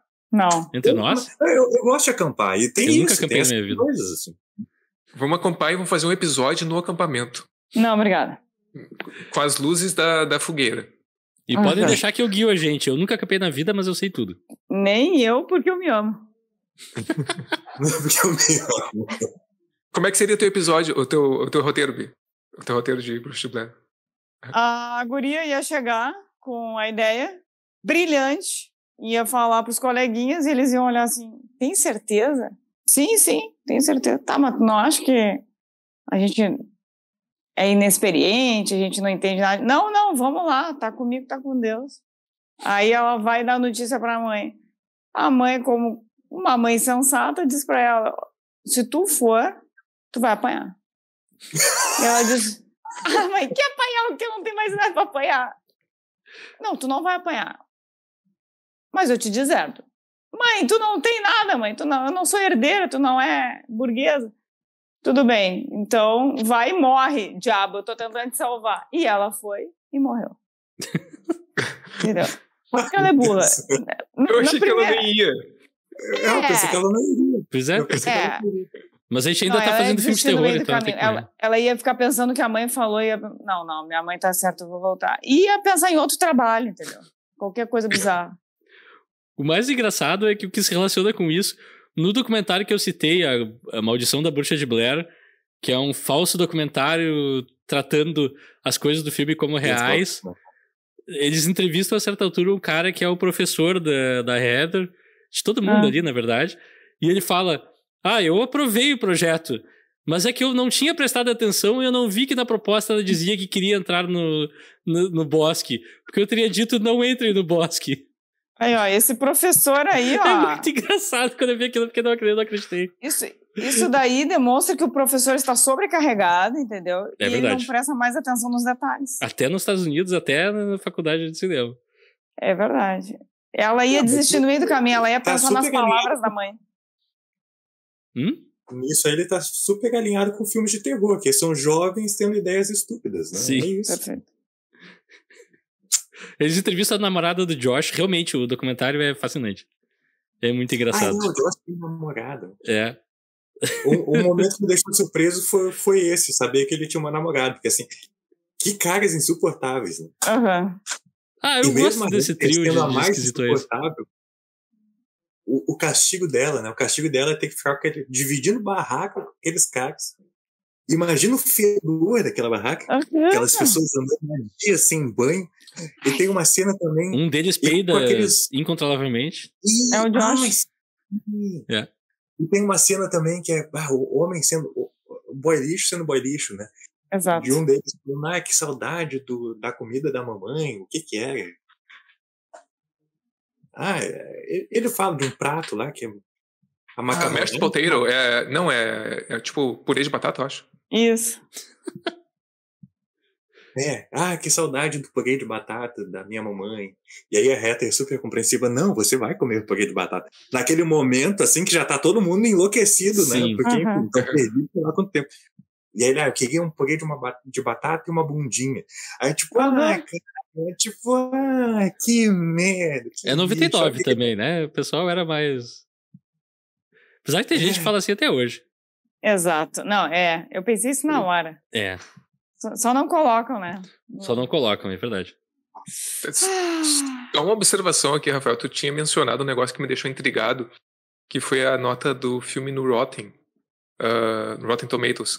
Porque eu no começo do episódio eu dei uma curiosidade que esse é o filme com maior aprovação no Rotten que foi indicado ao Framboesa de Ouro.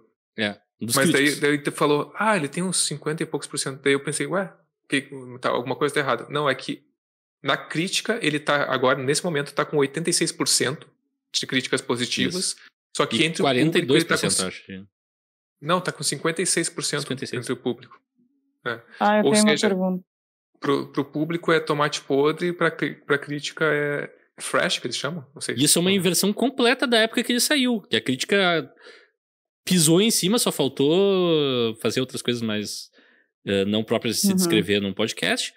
E o público meio que abraçou o filme. Assim, é muito doido que tenha acontecido essa virada pra mim. O Wagner é o representante do povo, pra variar. Diga, Bibi, tu ia falar alguma coisa, eu te interrompi. Não, eu ia perguntar se na época, enfim, as pessoas sabiam, né, enfim, depois, quanto tempo depois as pessoas ficaram sabendo que não era, enfim, um found footage. Uma coisa real, que era um filme. Quando eu vi, era 99 ainda, mas já foi em VHS, vários meses depois. Eu já sabia, tipo, eu e meu amigo, a gente viu sabendo que era um filme. Sim. Inclusive, assim, até onde eu sei, acho que só... amigo sabendo que um filme ficou daquele jeito, imagina se não soubesse, né? Coitado, tinha se matado. Exato. Mas eu acho, se eu não me engano, esse filme ficou 1 mês em cartaz, em poucos cinemas. Ele teve, na época, esse tipo de filmes fazia... tu abre alguns poucos cinemas, dá um tempo pra ver qual é a resposta, e daí se for um sucesso, tu vai abrir em mais cinemas. Na primeira exibição desse filme, não tinha créditos. Tu entrava no cinema, sentava, rolava o projetor, primeira cena, termina, tudo descarrilhando, e acabou o filme. Não tem créditos, não tem nada. O filme também não tem música, exceto num momento que tem uma música ambiente, assim, que é do lugar mesmo. Daí, enfim, ele fez um sucesso estrondoso nessa primeira exibição. E, se eu não me engano, já começaram daí as pessoas a pesquisar, ir atrás, e vazou a história de que não seria real.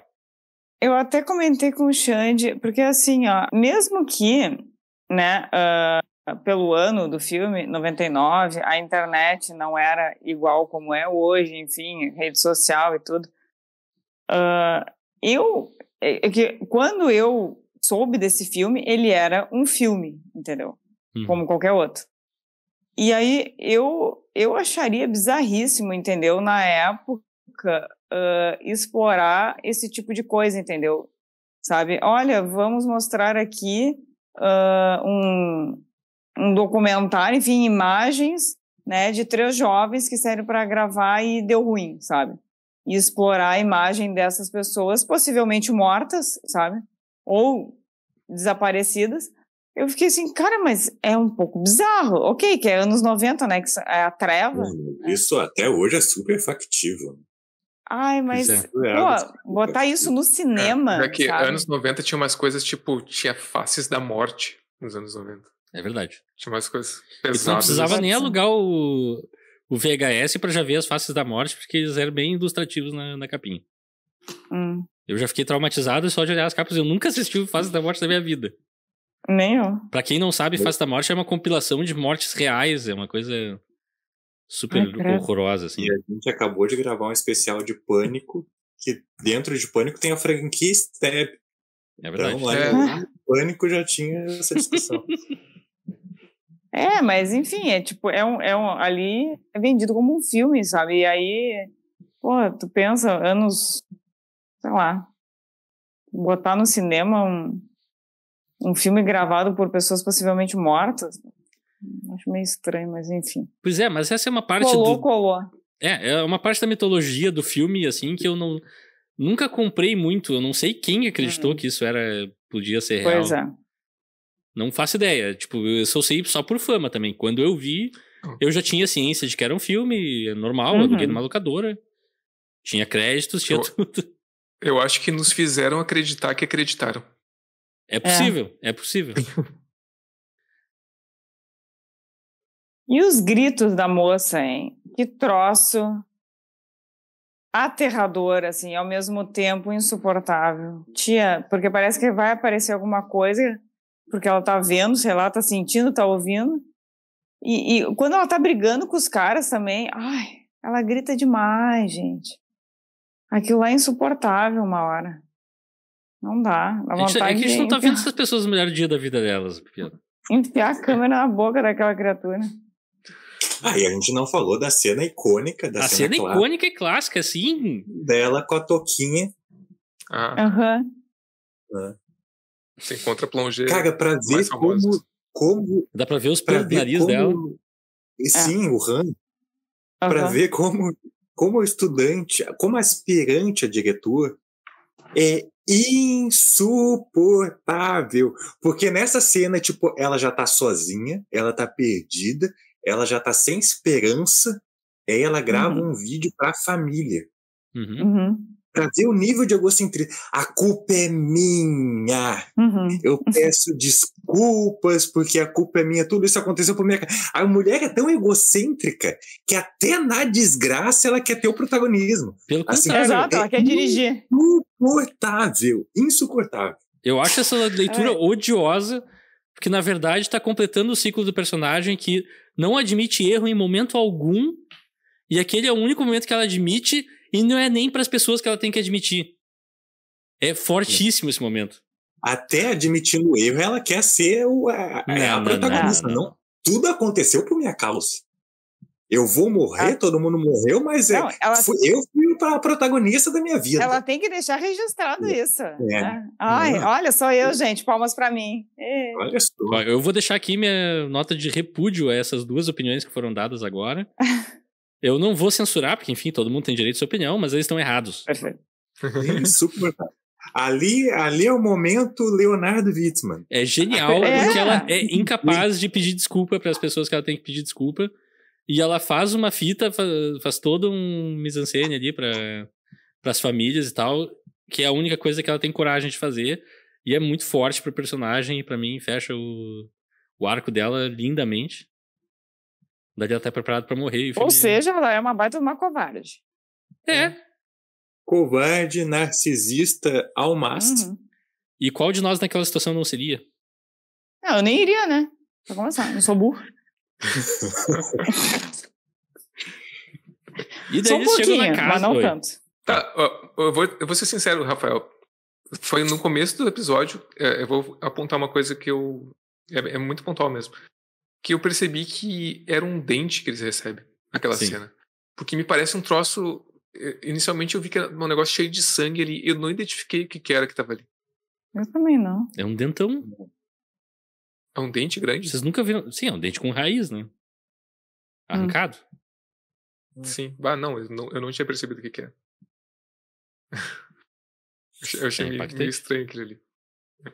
Realmente, é muito forçado, eu acho, ela ter gritar e ficar apavorada de receber um dente ensanguentado. Eu ficaria bem blasé, normal. Um dente. Que bom.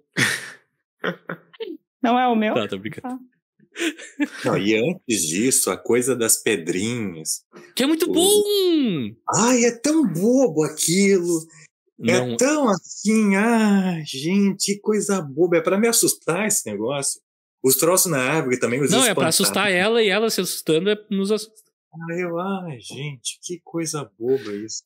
O Wagner se revelando um sociopata incapaz de...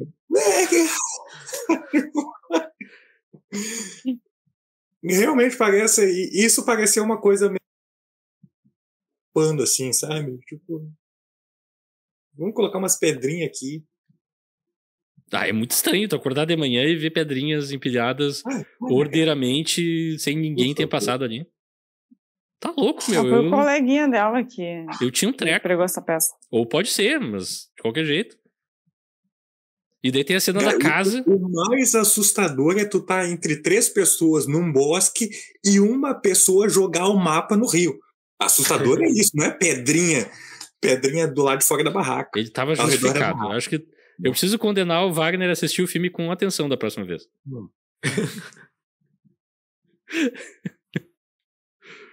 E bússola pra quê, né? Eles tinham uma bússola. Eles tinham uma bússola, mas não usavam, né? Usavam! Usavam de forma errada, burra. Eu acho que é o Josh que tinha bússola, ele não queria dar pra ninguém a bússola, ele queria ficar com a bússola. Depois ficou com ela. A gente tá 5 horas andando pro sul, vamos pro leste agora, porque, né? Exato. Porque não chegaram a lugar nenhum, mas, meu Deus do céu, que filme tu viu?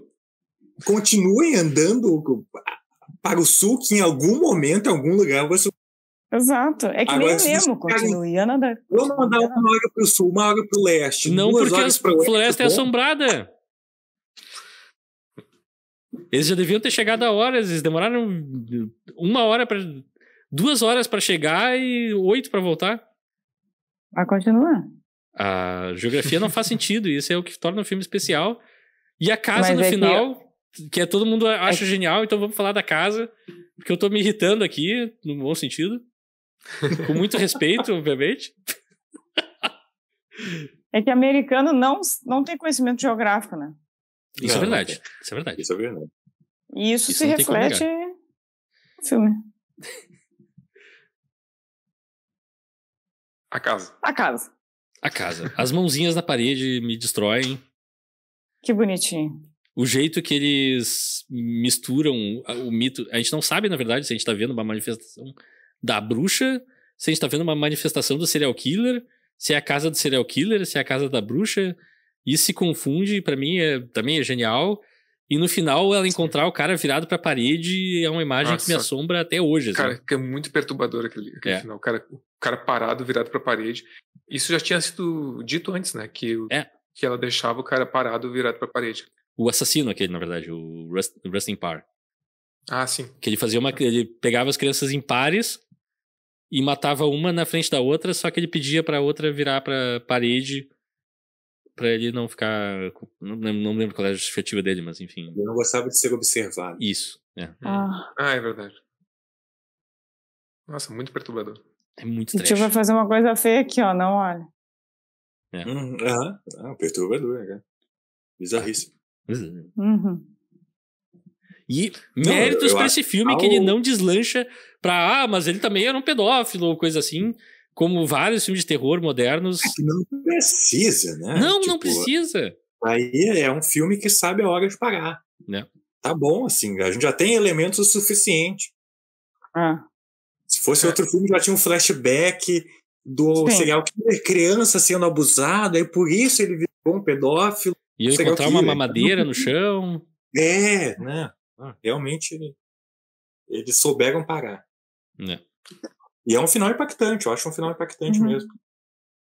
E aquele negócio desorientador também, que as câmeras ficam meio que se girando e tu vê assim, coisas estranhas na casa e ninguém fala de nada. Eu acho super sutil até, num filme que não é muito sutil em outros aspectos, mas ali eles fazem todo um trabalho de ambiente que conta mais história do que o filme me conta. Que funciona demais pra mim. E fica no ar um pouco o que aconteceu com os personagens. Total. Depois Total. daquilo. Totalmente. Com os 3, né? Que o Josh some. O Josh a gente não vê voltar nunca mais, né? Ele nunca mais volta. Deixa eu ver a voz dele, ponto. Eu acho isso interessante também. Tu imaginar o que aconteceu depois daquilo ali. E o Mike tava correndo destrambelhado e de repente ele tá parado virado pra parede, sabe? Uma coisa... Enfim, não é boas vibes aquele final, não. Não. Mas eu adoro.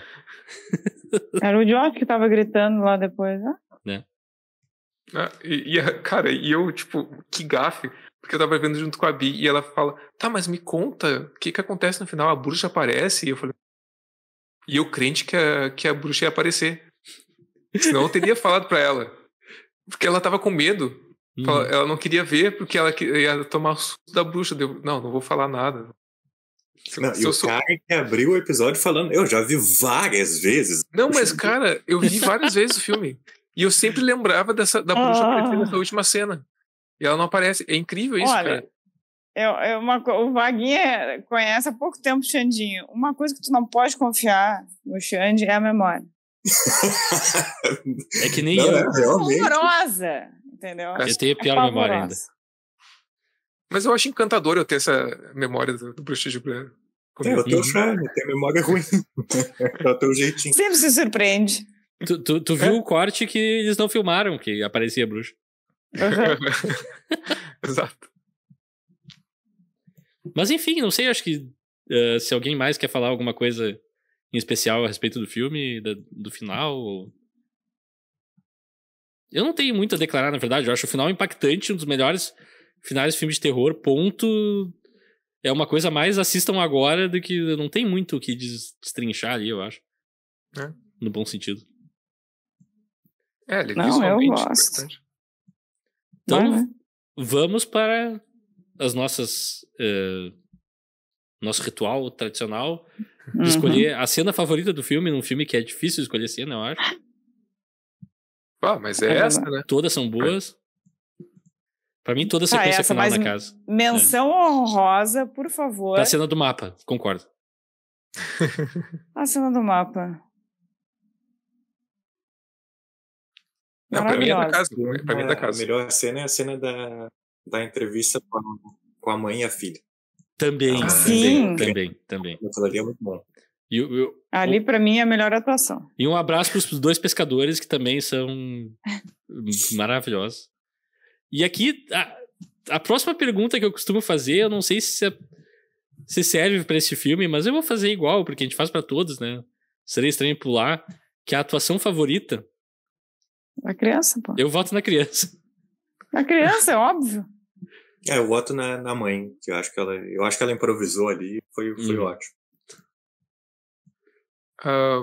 Cara, como é que é o nome da... Eu esqueci o nome da atriz principal, cara. É a Heather Donahue. Tá. Eu sei que, tipo, a personagem não é a mais interessante do mundo. Eu vou votar só pela cena icônica do contra-plongé. Porque não tem, cara, não tem realmente... Não, mas eu acho que... se destaquem. Tem, Alexandre, eu acho que, assim, deram pra ela um papel. Olha, você é a diretora Vinho e Queijo. E ela arrebentou. Exato. Você foi o Leonardo Wittmann do A pergunta que eu fico é se as pessoas são assim no vida real também. Se eles não atuaram de fato. Que eu não duvido. Algum direcionamento deve ter tido. Sim. Com certeza. Olha, se atuou, realmente vai pra ela, né? Cara, eu acho, assim, sinceramente, é fácil tirar sarro das atuações, porque, enfim, são atores iniciantes fazendo aquilo, mas, sinceramente, eu já trabalhei com vários atores não atores, iniciantes de todas as experiências, e, cara, fazer o que eles fazem nesse filme é difícil pra burro. Eu não sei se eles têm sucesso absoluto, mas eles chegaram muito perto. Mas eu gosto, entendeu? Eu acho que passa ali um realismo. E eu não sei vocês, mas eu sou bem crítica assim quanto à atuação, e tem uns atores que, Jesus Cristo. Pois é, também tem isso. Eu também tenho bronca quando o pessoal tenta, eu vou encarnar meu lado Shakespeare e agora eu vou impostar a minha voz. Que vergonha alheia. E ter toda uma coisa diferente pra atuar. Eu acho isso detestável, sabe? Então aqui são poucos que conseguem fazer no isso Rio bem. Grande do Sul tem vários que Opa! A Bibiana se... Entrando na controvérsia, cuidado. Aqui mesmo. Cuidado. Eu não trabalho com cinema do Rio Grande do Sul, então dane-se. É verdade. Ai, meu Deus do céu. Se um dia eu trabalhei, não, né? A gente fez coisas no teatro, e no teatro eu respeito. Mas tem certos atores aqui no Rio Grande do Sul que tem bons, mas tem uns que...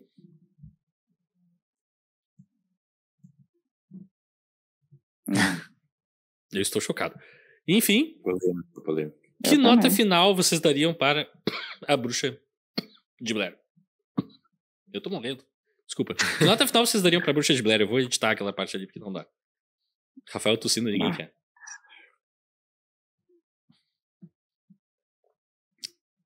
Quem quer começar? Vaguinha começa. Tu deve ser o mais crítico de nós, então... Eu vim para dar 5. A discussão sempre muda a minha nota, né? Isso que é legal. Isso é pra mim um motivo de orgulho. Agora ele vai dar 4. Eu terminei de assistir o filme 5, mas a conversa elevou a minha nota 6,5. Olha aí! 1,5 ponto ainda, não é? Quase passou por média. Não, passaria por média em vários colégios. Bibiana! Qual a tua nota? Eu também, até comentei com o Xande, sabe? É muito legal essa experiência de participar, sabe, do podcast, porque a gente consome, né, conteúdo e às vezes não põe pra fora. né? E agora a gente está tendo a oportunidade de externar e ouvindo sempre a opinião dos outros é bom porque tu vai construindo a tua também. Às vezes é um pouco chocante, né? Quando Wagner já Sim, sim, mas é sempre bom, assim, tu colocar para fora, né? Tu construir ali o que tu digerir, né? Aquele conteúdo e colocar para fora. Mas, enfim, eu acho que eu dou também, assim, eu tô entre 6, 6,5, acho que vou dar um 6. Porque tem aquela parte maçante ali da meiuca, mas, enfim, o filme tem ali as suas qualidades. E é isso. 6. Xande, tamo contigo. Então, cara, eu sempre acho que eu gosto menos desse filme do que eu realmente gosto. E, cara, eu acho que é um filme, um referencial, né? Um filme icônico no seu gênero, muito influente, um dos filmes, como tu falou, um dos filmes mais influentes. 8,5. 8,5? Nossa. Eu gosto desse filme. Eu adoro esse filme. Eu dou nota 9 pra esse filme, assim, com convicção. Gente do céu. Só não dou 10 porque realmente tem defeitos no filme, eu tenho que reconhecer isso. Mas pra mim funciona de cabo a rabo, com defeitos, sem defeitos. Como eu falei, eu acho que nenhum found footage chegou muito perto de recriar, assim, a vibe desse filme, ou a vibe que eu fico depois de ver esse filme. Talvez o mais próximo seja a primeira Atividade Paranormal, que eu recomendo, acho um bom filme. Mas, cara, é outra... É uma história muito mais redondinha, começo, meio e fim. É quase um filme hollywoodiano filmado sobre outra perspectiva, né? E aqueles outros filmes, tipo... O do herói que vira do mal, que é todo found footage também. Chronicle, o nome em inglês, eu não lembro aqui o nome qual era. Poder Infinito, algo assim. É muito macarronesco, assim, horroroso. Daí tem coisas tipo Hack e Cloverfield que eu gosto. Acho bons filmes. Mas assim também, podia filmar aquilo com uma câmera normal que não ia mudar absolutamente nada, né? Talvez você ia perder alguma ceninha só, mas enfim. Pra mim é um filme nota 9. E já vou entrar nessa batida mesmo, que eu já tô citando outros filmes. Qual filme eu recomendaria pra quem viu a Bruxa de Blair e gostou? Tu tem um caminho pra seguir, que é assistir o Canibal Holocausto. Que hoje em dia, muitas coisas devem ser meio engraçado, outras nem tanto. A violência é real, eu não aprovo, mas tá lá. Mas como artefato histórico, assim, é um filme sem paralelos, quase. Um filme único. Bruxa de Blair revisita algumas coisas e é só isso. Assim. Então vale muito a pena. E se pudesse voltar no tempo e estar na sessão especial com o diretor, que o cara é uma figuraça e o jeito que ele explica as decisões tomadas do filme foi fascinante, assim. Mas enfim. Alexandre. É que os filmes que eu ia recomendar já foram citados, que é o Atividade Paranormal e o Hack, que são found footage que foram influenciados por esse filme, né? Mas, então, só lembrar de um filme do diretor do grandíssimo filme O Farol. A Bruxa também. Que é a bruxa, né? Também tem bruxa, coisa misteriosa, se passa numa floresta também. Então, é um grande filme. Também é uma coisa que pode ficar... Tem elementos sobrenaturais ou não. O filme tenta entregar um pouco no final, mas ele não se simplifica tanto. E eu acho isso muito bom também. Sem querer spoiler muito. Bibiana. Link. Eu vou pelo óbvio mesmo, que foi a primeira coisa que eu... Foi, aliás, o primeiro filme que eu vi nesse formato, que foi Atividade Paranormal. Tive crises de medo. Aquele filme eu não acredito, né, entendeu? Só pra deixar claro, eu não acredito, só que eu acredito. A minha infância inteira eu fui aterrorizada, sabe, com historinhas de espírito. E morria de medo quando era criança, obviamente. Hoje jovem, não tenho mais medo, graças. Mas assim, eu acho que alguma coisa ali dentro de mim me lembra aquela infância, então não é que eu não gosto, entendeu? Eu reconheço ali os méritos desse tipo de filme, quer dizer, os que tem, né? Sim. Mas me assusta demais, sabe? Me assusta demais. Eu prefiro outros tipos de filme de terror. E o primeiro que eu vi nesse formato foi Atividade Paranormal. E foi o que eu tinha pensado, então eu vou manter aqui. Boa. Eu vou no óbvio também. Vou recomendar REC. Que eu não sei se foi um dos primeiros que eu vi nesse formato. Eu lembro muito pouco. Mas eu fiquei com a impressão de ter curtido muito, assim. De ter achado muito bom, ter terminado o filme assim impressionado. Que, aliás, numa realidade paralela, eu vou abrir um bastidor aí, que é rapidinho, seria o filme que a gente estaria falando hoje, exceto pelo fato que no serviço de streaming azulzinho não está disponível com a linguagem original, que é espanhol. Só tem dublado. Né? Vídeo uma merda.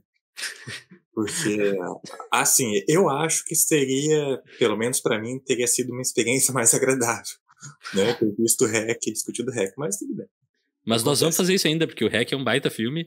E eu vou dizer que rapidinho, já que estamos falando do REC 3 é secretamente uma obra-prima do cinema Grindhouse, meio lado B de verdade, assim. Não tem nada a ver com REC 1, praticamente. E é super divertido, enfim. A gente quer falar o que a gente vai falar no próximo episódio ou eu guardo o segredo de novo? Não sei, pode ser que tenha mudanças, não falaria. Pois pode ser que tenha mudanças? Eu achei que já não sei, pode acontecer alguma coisa, que nem no REC. É verdade. Então eu vou manter o segredo, vocês vão descobrir só semana que vem, e daí quando vocês verem lá o título do filme, vão procurar pra assistir, e depois venham falar com a gente, e assistir o episódio de preferência. Você pode nos seguir nas mídias sociais, no Instagram e no YouTube, em @euqueroverfilme, @ importante. Vocês podem mandar um e-mail para euqueroverfilme@gmail.com com dúvidas, críticas, sugestões. Falem mal da opinião do Vaguinha, que tá errado sobre esse filme. Que isso, Rafael? Eu tô indicando contigo hoje, mas é por um bom motivo. Você também pode nos encontrar onde podcasts são encontrados. Diga. Não, dá o teu recado, eu quero dar o meu recado. Ah, tá. E onde podcasts... Você pode nos encontrar onde podcasts são encontrados. Se não estiver lá, me avisa que eu coloco e tudo mais. E até daqui a 2 semanas, alguém quer dizer alguma frase de impacto? Alguma... Eu quero. Olha aí, finalmente alguém se empolga com essa... Vai lá, Bibiana. Tá tudo contigo. Eu queria dizer que eu não participei dos 2 últimos episódios por motivo de força maior. E... Pior, tu tá fora 2 episódios, né? Teve a chuvarada que cortou a internet de vocês. E teve a minha voz que foi cortada também. Por motivos de... Eu odeio Porto Alegre e sua temperatura. Também. Esse ano tá difícil. Então, eu quero dizer que Força Bruta é arte, é expressão e é boa, né? Pra quem viu e não gostou, né? Não, o pessoal que viu e não gostou talvez não esteja nesta call, não é mesmo? Força Bruta! Procura na internet, Vaguinho, depois tu vai saber. Eu tô confuso. Eu aprendi sobre feminismo com um dos participantes aqui do podcast. E aprendi também no último, que eu não participei, que o Gene Hackman é o melhor ator do mundo. Porque, nossa, como ele foi elogiado. Gente do céu. Aí tá muito bem naquele filme. Que homem maravilhoso. É o melhor ator que já existiu em todos os tempos. Não, ele foi bem no filme, é só isso. Não, foi bem, mas... Ok. Mas é um baita ator. Não falei nada contra. Eu só acho que ele é o melhor ator do mundo agora. Vou lançar essa agora. E persona não grata, vindo do Leonardo, é um elogio. Matou a pau. Eu não entendi. A Bibiana largou o depoimento mais inocente não digo, mas crítica com o filme, beleza. Eu não concordo com todos os pontos, mas isso não vem ao caso. Eu acho que a Bibiana se expressou bem, falou bem o que ela tinha pra falar, terminou, e o Leonardo ficou, não, porque ela falou uma coisa muito controversa. O que tem de controverso? Eu não sei, ele ouviu antes o negócio e ele disse, olha, ela tá ouvindo, eu sei que tu tá vendo, que tu tá ouvindo. E largou aquela. Gente! Ai, muito obrigada pra quem gostou ali do texto que o Xande leu. Foi muito bom. Vocês falaram, obrigada. Mas enfim, gente, ele olhou. Não gostei do que ela falou. Me atacou e eu não podia me defender? Leonardo. Leonardo, você é indefensável. É isso aí. Indefensável. Eu vou ter que decidir o que disso eu deixo depois da edição, mas beleza. Que isso? Mas a gente já tá indo, Rafael? Já tá acabando? Algum momento aqui vai acabar, mas... Tem certeza? Essa é a tua decisão? Decisão de partir mesmo? Por quê? Alexandre, Xandinho.